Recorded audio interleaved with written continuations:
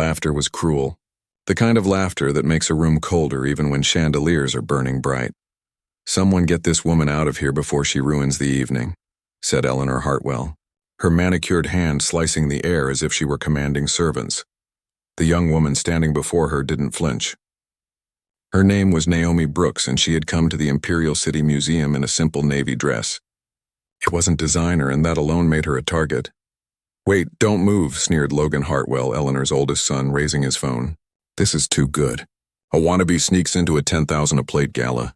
TikTok needs this kind of content." The crowd chuckled. Champagne glasses shimmered. Dozens of phones tilted toward Naomi like a firing squad of lights and judgment. "Give me that." Clara, Eleanor's daughter, snatched Naomi's invitation card.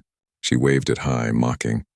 "Fake, absolutely fake. You couldn't afford to breathe in this building, let alone attend this event." She tore the invitation in half. The sound cracked through the marble hall. A ripple of silence followed, the kind that precedes cruelty, not compassion. Naomi bent down slowly to pick up the pieces. Her hands trembled only slightly, but her eyes were steady, unyielding. "Look at her," someone whispered. Pathetic, no one knew what was coming. No one knew that the woman they were humiliating would soon change their world forever. "Ladies and gentlemen," Eleanor announced dramatically to the crowd now forming a circle, "we have an imposter among us. Apparently the staff let just anyone waltz in tonight." The guests laughed, delighted by the scandal. Logan's phone was already live. The viewer count climbed like wildfire, 10,000, 15, 20. "Look at this," he said to his followers. "She thinks this is a charity drive at a church basement." "Excuse me," came a calm voice from behind. It was Chief Security Officer Daniel Reyes, tall, visibly uncomfortable. "Ma'am, I'll need to confirm your invitation, please." "She doesn't have one," Eleanor interrupted, her tone as sharp as a broken crystal. "It was fake, printed at some cheap store in Brooklyn." "Let's not waste everyone's time." Daniel glanced between them. He hesitated. "Miss, could I see your identification?" Naomi straightened up, still holding the torn pieces. "I understand there's confusion," she said softly. "Confusion?" Clara laughed. "You broke into a billionaire fundraiser. That's not confusion, that's delusion." Her live chat exploded. "Kick her out already. This is so cringe. Why is security even hesitating?" Among the guests, whispers started to shift from amusement to unease. Dr. Grace Holloway, a neurosurgeon, turned to her husband. "This feels wrong," she murmured. Eleanor overheard her. "Wrong? What's wrong is letting people like this pretend they belong." Grace folded her arms. "People like this?" Eleanor's smile was thin. "Yes, people who don't know where they fit in the world." The air thickened. Even the violinist at the far end of the hall had stopped playing. Naomi's phone buzzed inside her clutch. For a second, the screen flashed with a name that several people caught. "Dad, urgent call." She silenced it. "Oh, this is rich," Logan said, zooming in. "She's got her imaginary dad calling her now. Probably from some discount carrier." Laughter rippled again, though quieter this time. Some people looked away, embarrassed. Chief Reyes shifted uncomfortably. "Miss Brooks, please." "I don't want to cause a scene." Eleanor raised her voice. "A scene?" "This is the scene, Daniel. The gala is about elegance, about standards. Look at her dress, her purse. None of it belongs here." A reporter from a lifestyle blog whispered into her phone camera. "Breaking news. Security breach at the Imperial Gala. Possible scam guest posing as donor's daughter." The whispers became a storm. Naomi looked down at the torn paper in her palm, then back up at the circle of glittering faces. Her voice, when it came, was calm and measured. "I came here to honor my mother's work," she said. "She believed art belonged to everyone." Eleanor chuckled. "How poetic. And who exactly was your mother?" The words hung like a trap. Naomi's lips parted, but before she could answer, the sound of hurried footsteps echoed from behind the velvet staircase. "Eleanor, what's happening here?" It was Charles Hartwell, Eleanor's husband, CEO of Hartwell Holdings, and the man scheduled to sign a $900 million partnership deal the next morning. His phone was buzzing nonstop in his hand. "Business," Eleanor said, dismissing him. "Handle it later. We're managing a situation." Charles frowned. "What situation?" "An intruder," Logan said proudly, panning his phone to Naomi. "We're teaching her what exclusivity means." Charles's phone vibrated again, a message from Liam Brooks. The name froze him. He had been trying to reach that man all evening. The billionaire founder of Brooks Dynamics, the tech empire that could rescue Hartwell Holdings from financial collapse. Charles's voice cracked. "Wait, did you say Brooks?" Naomi didn't reply, but her calm silence was louder than any accusation. Grace Holloway gasped. "Oh my God!" Eleanor blinked. What is it?" Charles looked at his wife, horror spreading across his face. Liam Brooks is her father. The laughter stopped. The cameras kept rolling. The empire began to crumble. The room fell into a suffocating silence. Phones that had once gleamed like jewels now trembled in guilty hands. The crowd of the powerful, financiers, socialites, influencers, suddenly looked small, like children caught stealing candy from a sacred altar. Naomi stood unmoving, her posture serene. "You're right," she said softly. "My name is Naomi Brooks. My father is Liam Brooks, the CEO of Brooks Dynamics, the same company your husband has been begging for a merger to save Hartwell Holdings from bankruptcy." Eleanor's lips parted, but no sound came out. The marble hall felt like it was holding its breath. Charles stumbled a step forward, his voice cracking. This can't be real." "It's very real," Naomi replied. "Every word, every insult, every laugh, all of it is now live across half the internet." Logan's hands were shaking. His live stream still ran. His comments section exploded with panic. "Wait, that's Brooks's daughter? You're finished, oh my God.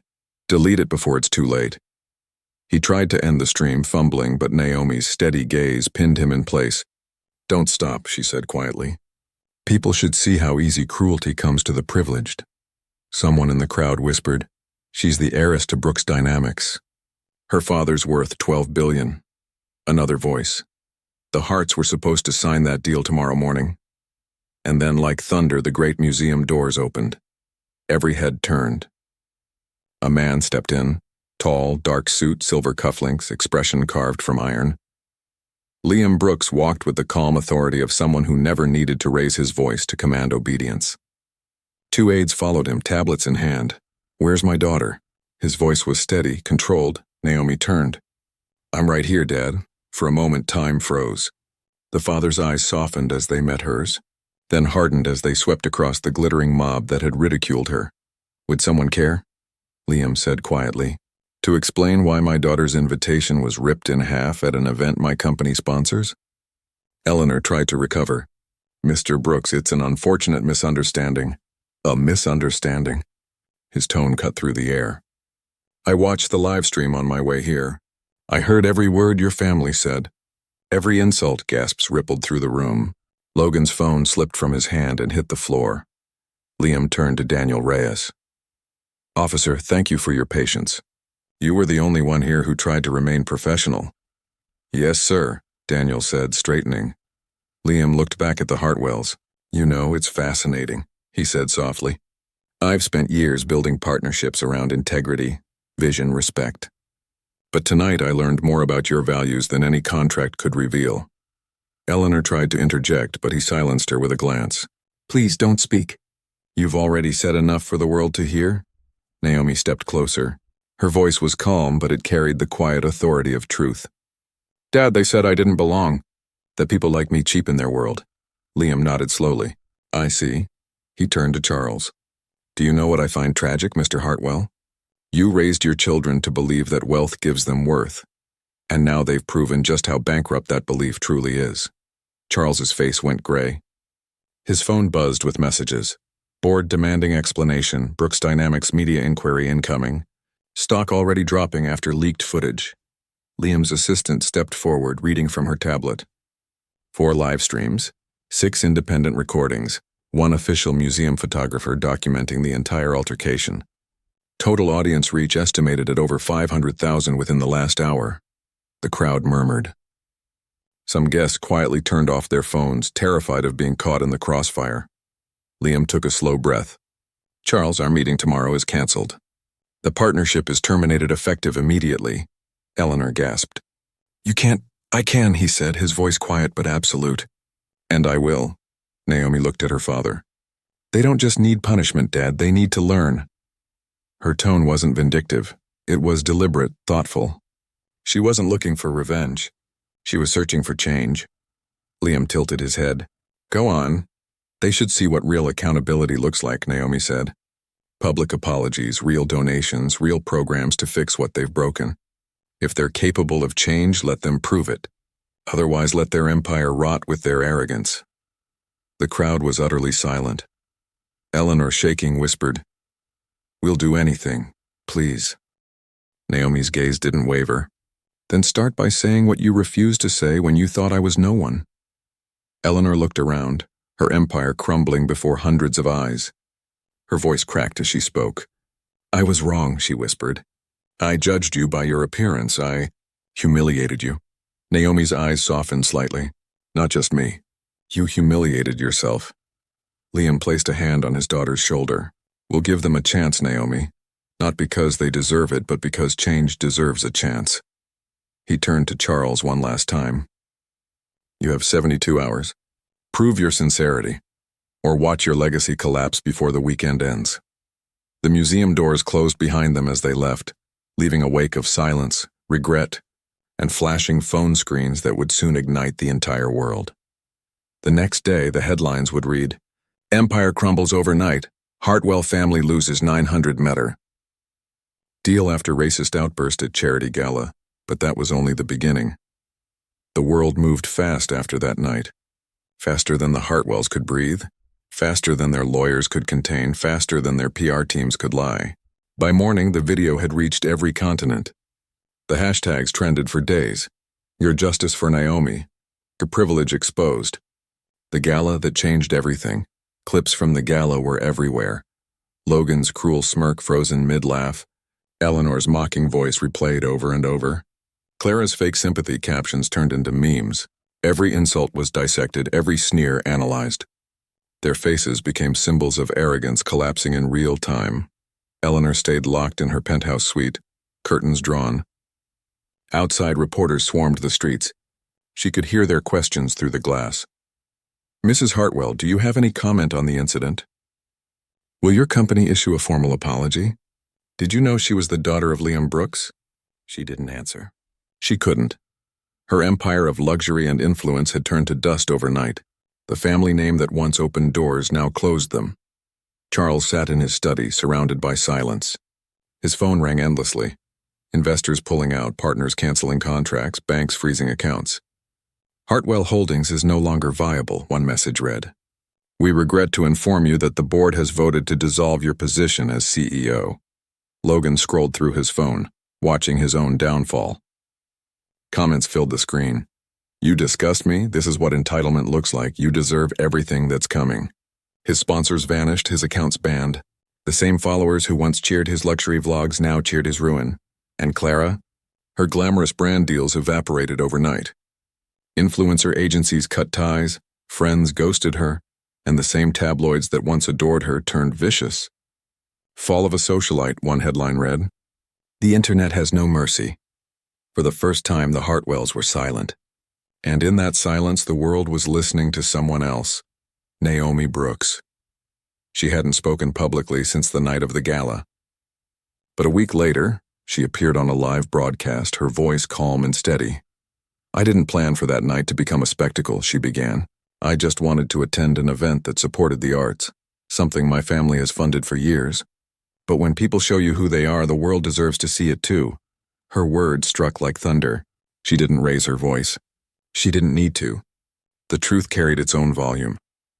The real tragedy, Naomi continued, is not that I was humiliated. It's that so many people watching related to it, because they've lived it in their own ways. They've been told they don't belong. They've been laughed at for not fitting in. They've been measured by appearance, not worth. That clip alone hit 80 million views in 2 days.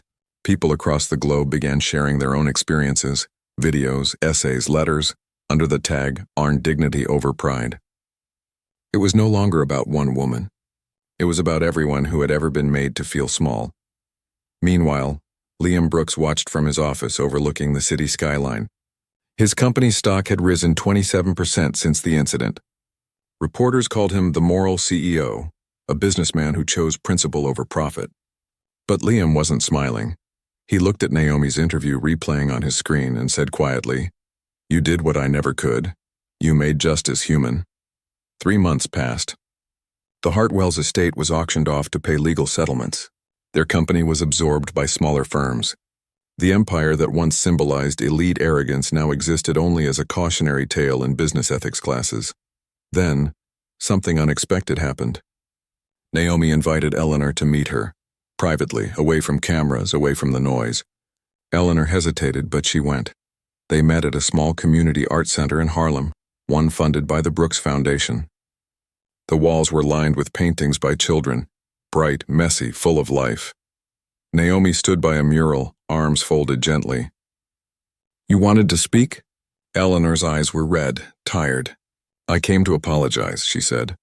"Not for the cameras, not for the press, for me. Because I hate who I was that night." Naomi studied her for a moment. "Why now?" Eleanor's voice broke. "Because silence is heavier than guilt. Because every day since then I've seen myself in that video, and I can't stand the woman I see." Naomi didn't reply at first. She walked over to a painting, a swirl of color that looked like chaos and hope tangled together. "You can't undo what you did," she said softly. "But you can use it." Eleanor looked up, confused. "Use it?" Naomi repeated. "Tell your story. Tell people what happens when privilege blinds compassion. Don't run from it. Transform it." Eleanor wiped her eyes. "And you think anyone would listen to me now?" Naomi smiled faintly. People love redemption almost as much as they love drama. It was the first spark of something new, not friendship, but understanding. From that day, Eleanor began to change.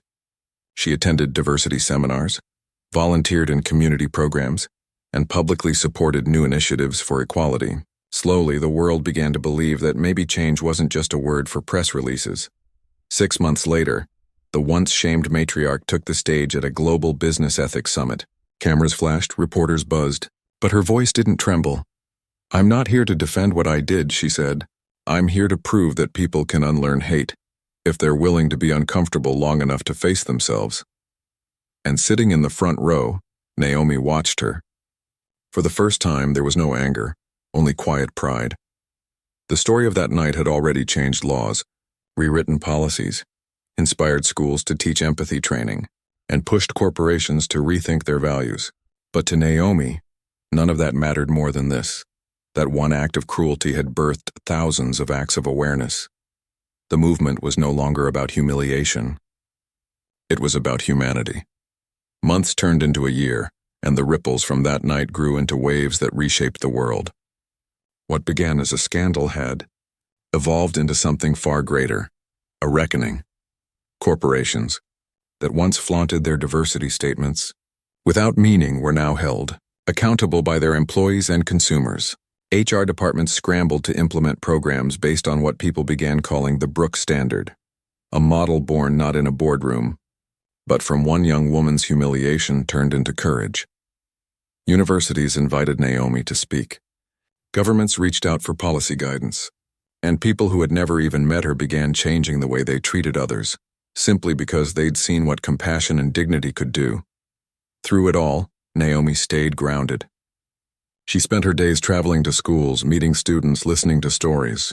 Some were heartbreaking, stories of being overlooked, mocked, dismissed. But they all shared one thing in common. They were tired of silence. At one conference in Chicago, a student stood up and asked her, "How did you stay calm that night? When they were tearing you down?" Naomi smiled gently. "Because I wasn't trying to prove who I was to them," she said. "I was reminding myself who I already was." The audience fell silent, absorbing the weight of that truth. Meanwhile, Eleanor Hartwell's transformation was just beginning. What had started as guilt had become conviction. She sold her penthouse and moved into a modest apartment near the community center she now volunteered at. Her manicured hands that once held champagne flutes now packed food boxes every weekend. When journalists asked why she'd changed so completely, she said simply, "Because comfort made me cruel. I needed discomfort to make me human again." Her son Logan, too, was no longer the sneering face of privilege. He started using his platform differently. The boy who once mocked others for views now used his channel to interview people from backgrounds he'd never bothered to understand. His followers grew again, not for his wealth, but for his honesty. One viral video showed him sitting across from a janitor who had cleaned his high school for 20 years. Logan listened more than he spoke. At the end, he said, "You were invisible to me for years. I'm sorry for that." The janitor nodded. "You see me now," he replied. That clip reached 50 million views in 3 days. Clara Hartwell found her redemption in education. She enrolled in law school, majoring in social justice and equality law. Her essays on privilege were published in national journals, her voice humble but fierce. "It's not about proving you've changed," she wrote. "It's about using your shame as fuel to make sure others never have to live it." And Charles, the man who once built an empire on power, found himself rebuilding a company on integrity. He reached out to Liam Brooks not to beg but to apologize. He offered to create a joint initiative dedicated to ethical business training for young entrepreneurs. Liam's response was brief. "Prove it first, then call me again." Charles did. He rebuilt from the ground up, not with luxury or ego but with purpose. Within a year, he launched the Dignity Project, a mentorship program helping low-income youth start businesses. It became a nationwide success story, funded ironically by Brooks Dynamics. By the second year, Naomi's name had become synonymous with grace under fire. The United Nations invited her to deliver a keynote on corporate ethics and inclusion. She was the youngest speaker in the history of the summit. When she walked to the podium in Geneva, the room was filled with delegates from nearly every country on Earth. Cameras clicked, and the audience waited for her to speak. 2 years ago, she began, I was surrounded by people who thought humiliation could make them powerful. Today I'm surrounded by people who know compassion is stronger. The room was silent except for the soft hum of translation headsets. People often ask me what I learned that night. She continued, I learned that dignity is louder than hate. That silence in the face of cruelty is complicity. And that one act of grace can expose centuries of injustice. Her words flowed like quiet thunder. If we want to change the world, we must first change how we see each other. Not as competition, not as categories, but as people. Equal in worth, equal in humanity. By the end, the entire assembly rose to their feet in applause that seemed to go on forever. Later, as Naomi left the building, reporters crowded around her, shouting questions. Ms. Brooks, what's next for you? A political career? Another global initiative? She paused before stepping into her car. What's next? She said with a small smile. Teaching people that kindness doesn't need an audience. That night, as the sun set over Lake Geneva, she sat in her hotel room with her father. Liam looked at her with quiet pride. You did more than change their minds, he said. You changed their hearts, Naomi nodded. That's the only kind of change that lasts. Back home, across the ocean, the Hartwells watched her speech on a small television in their modest living room. None of them spoke for a long time. When the screen went dark, Eleanor whispered, She saved us by destroying us first. Logan nodded. And we deserved every bit of it. For the first time in years, they smiled together. Not the cold smiles of pride, but the warm, fragile ones of people who had finally learned humility. The gala that had once been their stage of cruelty had turned into the birth of a movement. The story of Naomi Brooks and the Hartwells had been translated into 23 languages, taught in universities, studied in leadership programs, and retold in classrooms as a modern parable about integrity and redemption. And still, Naomi's final message echoed across every corner of the internet. In posts, speeches, and hearts, power is not how loud your name sounds in a room. It's how gently you can lift someone who's been stepped on. 2 more years passed and the world was not the same. What had started as one woman's humiliation had evolved into a worldwide movement that reshaped how power, privilege, and dignity were defined. Governments implemented new social responsibility laws called the Global Inclusion Mandate, requiring corporations to disclose diversity data and equity actions in their annual reports. Schools began teaching a new course, Human Empathy and Leadership, inspired by Naomi's speech at the UN. Even the corporate elite, once untouchable, began quoting her words in board meetings as if they were scripture. And yet, Naomi didn't seek the spotlight. She still rode the subway, still carried a plain leather notebook instead of a designer bag. But inside that notebook was a vision that was about to change everything again. A global foundation called the Dignity Initiative. The goal was simple: to fund projects that restored humanity where it had been forgotten. In prisons, in impoverished neighborhoods, in schools where children were told they'd never matter. It wasn't charity. It was empowerment. When Naomi announced the initiative in a small press conference, she said, "The world doesn't need saviors. It needs listeners. It needs builders who can turn empathy into systems." Her words spread like wildfire again, reigniting the moral energy that had once toppled an empire. In that same year, Eleanor Hartwell, the woman whose cruelty had started it all, became one of the foundation's biggest contributors. She didn't just donate money. She worked in the field, traveling to remote towns to open learning centers. The cameras found her one afternoon in a small Texas town, helping repaint a library wall. Her once impeccable manicure was now flecked with blue paint. When asked how she felt, she said quietly, "I finally feel clean." Her son Logan's platform had transformed too. Now his TikTok was a classroom. He interviewed refugees, foster kids, single mothers, veterans. His once toxic account had turned into a space for truth-telling. One of his most viral videos was titled, "Privilege Isn't a Sin, Denying It Is." Clara, who had finished law school, began representing victims of workplace discrimination, pro bono. Her fiery cross-examinations of CEOs who mirrored her family's old arrogance were now broadcast worldwide. The internet had once destroyed her image, but now it celebrated her courage. And Charles, older, quieter, gentler, became one of Naomi's closest collaborators. Together, they launched the Hartwell Brooks Fellowship, offering scholarships to young entrepreneurs from marginalized backgrounds. The story had come full circle. The once feared family had become symbols of change, not because they erased their past, but because they carried it as proof that transformation was possible. Then came the night that closed the circle. The Imperial City Museum, the same hall where it all began, was hosting the Global Ethics Gala, an event now co-organized by the Dignity Initiative. The invitations were embossed in gold, not as a symbol of exclusivity, but as a reminder that every guest, regardless of title or income, belonged. Naomi stood at the entrance as the guests arrived. No security drama, no social hierarchy, just people greeting people. Eleanor approached slowly, wearing a simple gray dress. She looked smaller somehow, not weaker, just real. Naomi smiled. "I'm glad you came," Eleanor's eyes shone. "You gave me back something I didn't know I'd lost." "What's that?" "My soul." They hugged briefly but sincerely. The crowd around them applauded, not for spectacle, but for what it meant. Forgiveness without forgetting. Later that evening, as speeches began, Naomi was invited to the stage. The audience of global leaders, activists, artists, and ordinary citizens fell silent. She looked out at the sea of faces, faces of every shade, every background, every walk of life, and began. Her voice calm but resonant. 4 years ago, this room was filled with cruelty disguised as class. That night I learned that humiliation doesn't destroy dignity.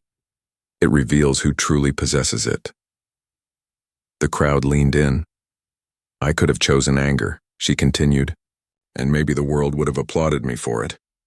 But anger ends where it begins, in pain. Compassion, though, compassion multiplies. It takes what broke you and turns it into light strong enough to heal others." A hush swept through the room. Eleanor wiped her eyes.